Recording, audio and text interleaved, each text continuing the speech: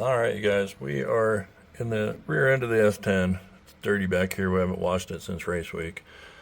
You can see the upper part. Well, when this thing was up on two wheels, you can see that up here, everything looks good on this ladder bar bracket. But as you go down the front of it, you can see that crack right there, and it just widens, and it's separate. It's completely separated. The other side is pretty close to the same. Not only that, I don't know if you can see this on camera, but this bar right here, when these two bars, there's a bar over on that side and a bar on this side. This bar, they start out nice and even down there, but this bar is higher on this side. Anti-roll, you can see they're not even anymore. This one leans further back. So the back half of the frame, the back half of the truck's actually bent. This thing was built perfectly square. See how much room there is between the top of that frame rail and the top of the wheel tub? That's not the case over here. The frame rail is way higher on this side. And I shouldn't say it's way higher on this side over here, but it is higher. It's about 3/8 of an inch higher. And when you set this thing on the ground, the shocks are dead even, the same amount of threads on each side. And when you set this thing on the ground and you measure from the wheel well opening to the floor, the left side sits an inch lower than the right. So for now, I'm going to get these brackets realigned and welded back onto the rear end housing.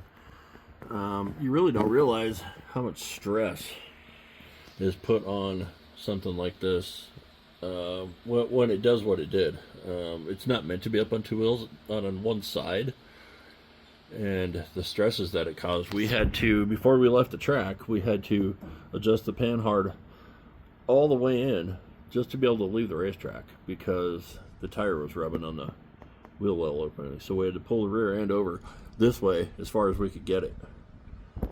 And it's pretty close to center under there now, but at that point I knew something was wrong with it. And when I looked under here, I didn't see that those brackets had come off of there, and I don't think at that point in time they had. I think they were probably just cracked at that point.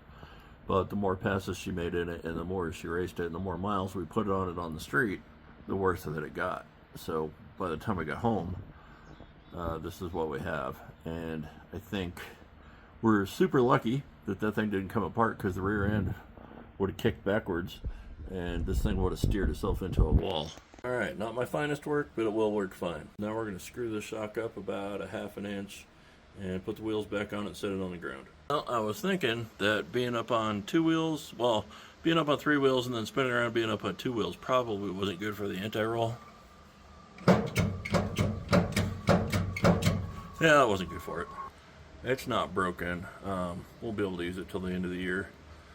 We've only got race weekend coming up, and it'll be all right. We can adjust that out. I think what it did was slot the holes in the bar, and that could partially be from, driving it for 5,000 miles, because they're not really meant to do that. And then also being up on two wheels. So we will adjust accordingly and get it through the summer and put a new one in it this winter. All right, it's sitting more level now. Probably could have went up 3/4 of an inch, but that's going to have to do. So we were going to see how it runs. It should go perfectly straight.